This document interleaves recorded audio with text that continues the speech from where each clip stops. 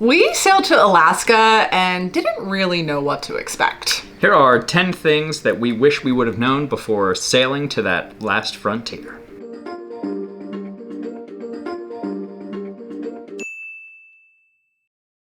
Hi, friends! The Alaska cruising season is quickly approaching, and if you are watching this video, that probably means that you are heading there really soon. We sailed to Alaska on the Norwegian Encore. That would have been in 2021. Yes. This was shortly after cruising kind of picked back up after the pandemic, had a lot of that stuff closed down.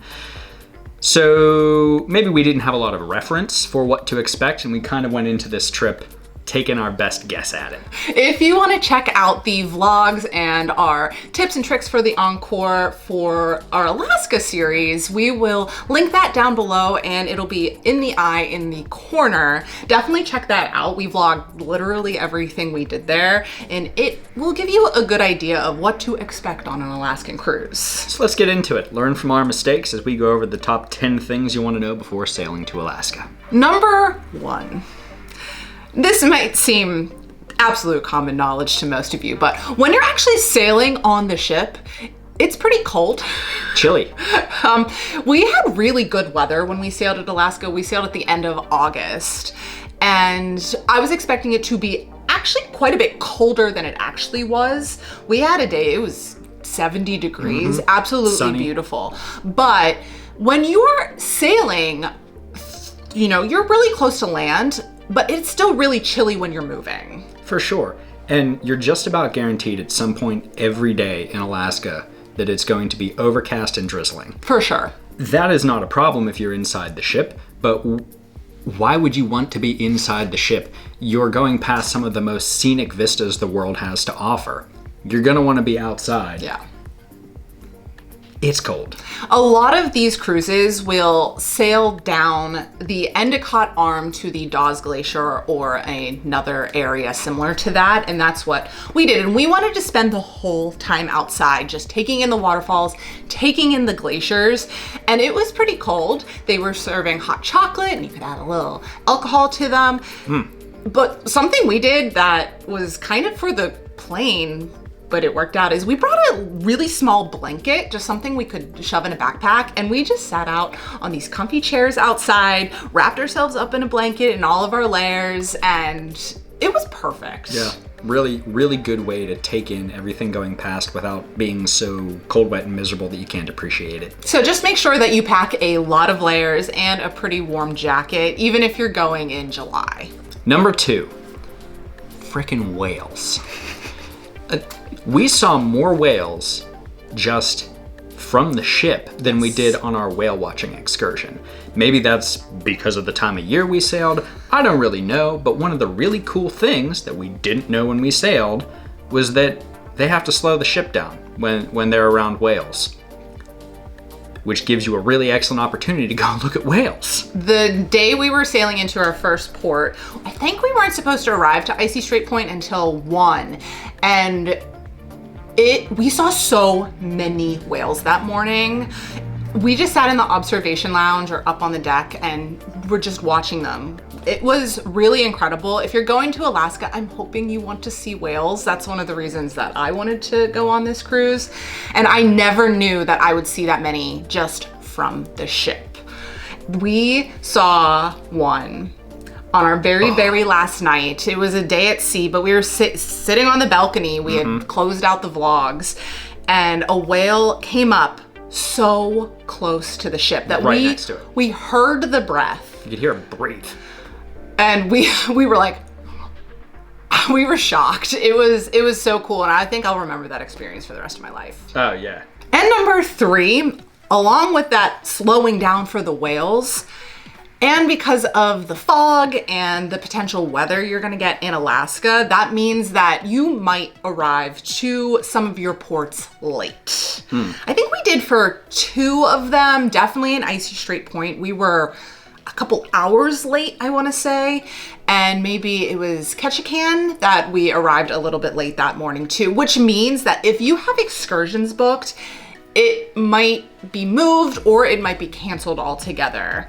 we definitely had that. We did a whale watching tour in Icy Strait Point, and there was one that was supposed to leave before our tour that didn't, and everyone was on the dock trying to board these boats. It was kind of chaos, so just be prepared for that. Number 4. This one's pretty simple and would occur to pretty much anybody on a cruise ship, that hospitals are pretty hard to get to from a cruise ship. But this is something to think about, kind of unique to these Alaskan cruises. A lot of times where you are is so separated from the rest of civilized society that the closest hospital is actually in Canada, not Alaska. So even though it's an Alaskan cruise, if you're from the United States, bring a passport. Bring your passport off of the ship with you. Carry it with you on your excursions when you get off at a port, because though you don't have to prove you're a citizen to get back on the ship, you might find yourself in a different country if things go bad. Yeah, so you're gonna wanna have that passport to make sure they know who you are. Yeah. And number 5. This one is kind of Norwegian Cruise Line specific, but we had no idea about this. And that is the port location for your cruise line. This one was specifically for Ketchikan. Norwegian Cruise Line actually built its own port at a place called Ward Cove. And this was not in Ketchikan. It was, I think, a 20-minute drive outside of the main city. So we didn't actually get to see Ketchikan. We did a salmon fishing excursion. So we got off at Ward Cove, and it's kind of like an industrial area, it feels like. Very much so. And we got on a bus that took us to our boat, and the excursion was pretty long. So by the time that we were done with the excursion, we had to head back to the ship because it was leaving, and we had pretty much no time to explore Ketchikan. That's one of my biggest regrets, is that we didn't actually get to see the main area, because people rave about it, and I'm bummed that we missed it. So just know that maybe if you're sailing with Norwegian and you're going to Ketchikan, do a shorter tour there, a shorter excursion, just so you can actually go and explore Ketchikan itself. It's a really unique area. It's something you won't want to miss if that's the kind of thing you value. So just take that into consideration. Number 6. Not something that I had really experienced before at all, but boy, did we experience it on this particular trip.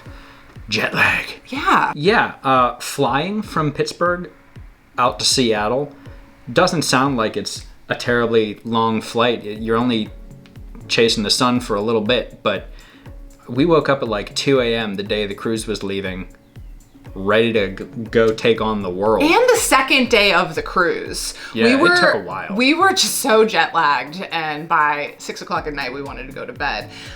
Obviously, this only applies if you're sailing from somewhere different, but maybe take it into consideration, because it kind of hurt us the first. I think we were just running on pure adrenaline the first day of the cruise, but we were hurting by the second day. Yeah, plan your sleeping schedule accordingly, because you don't want to miss a single gosh darn second of what is waiting for you outside the cruise ship, and you want to be at your mental best for it.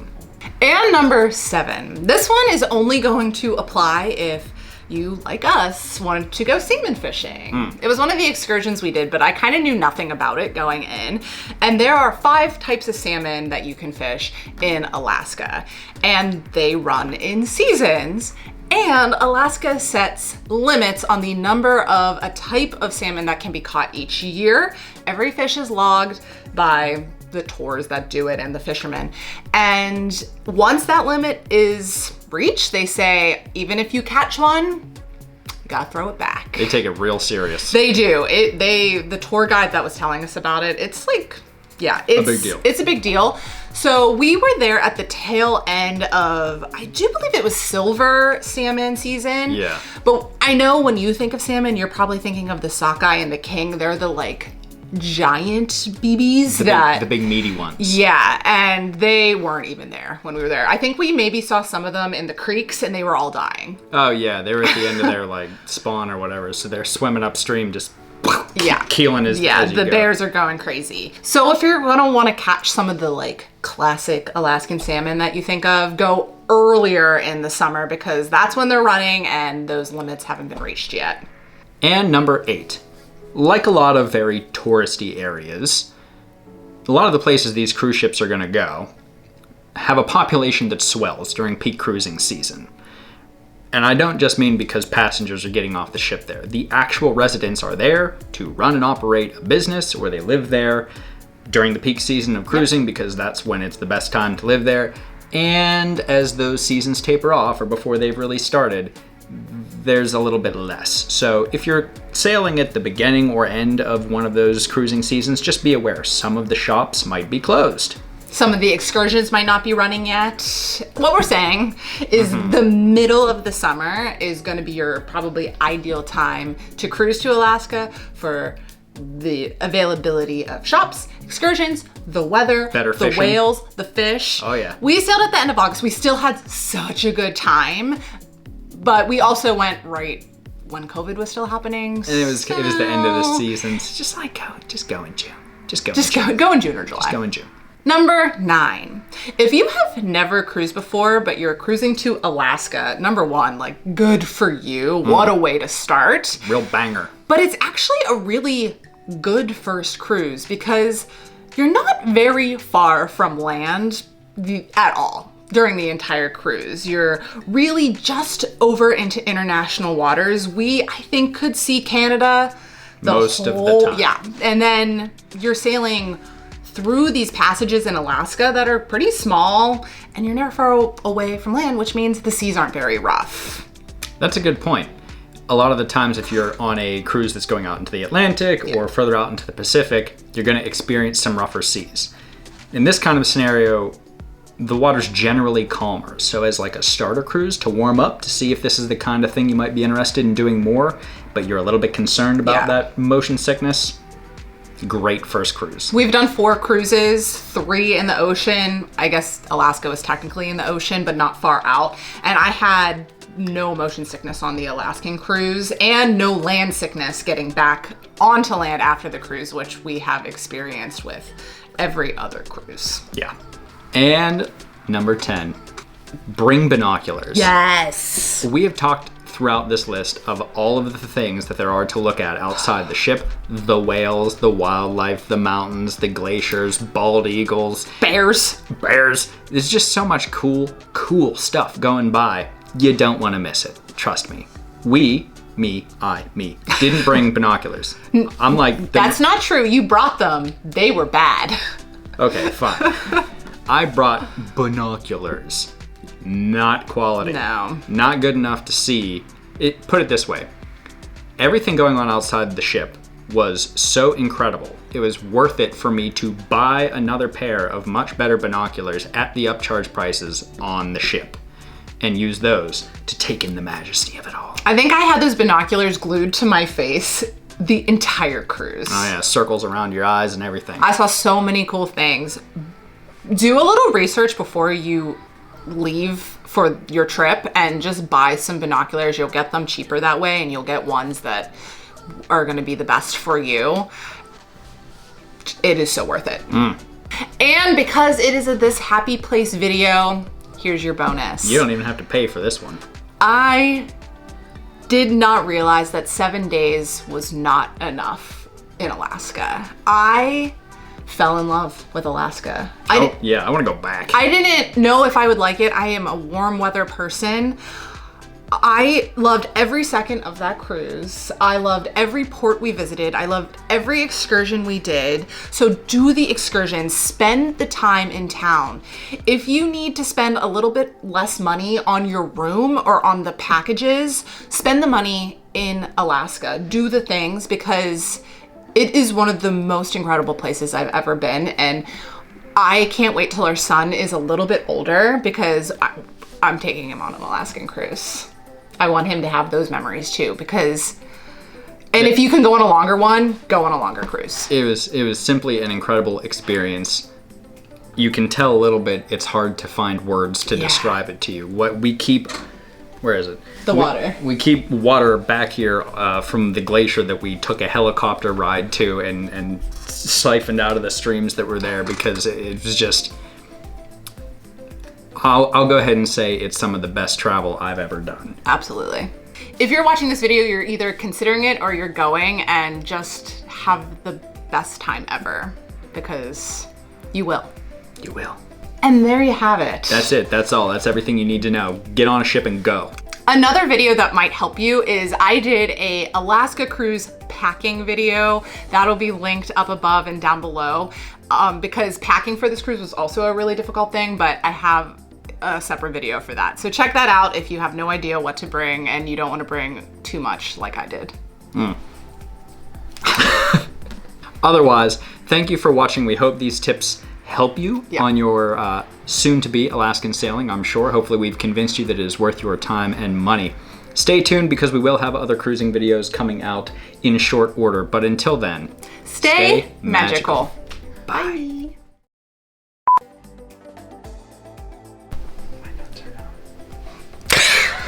Here are 10 things we wish we knew before getting on that ship and heading to the last frontier. Is it the last frontier? It is the last frontier. I thought that was space. Final frontier. That's space. Yeah. Subscribe. We sailed to Alaska and didn't know what we were doing. No, let me try that again. We barely made it back. And then you're gonna go and they're gonna teach you about this thing, and it's like your fingers, and it's everybody like taught us about the thing. the thumb is the chum salmon, and the pointer is the sockeye because it points you in the eye, and the middle one's the king, so it's the king, and then the ring is silver because you wear a ring, and then the pink salmon is your pinky because they're little guys. And you're gonna learn about it 400 times everywhere you go. That and the fireweed. Oh,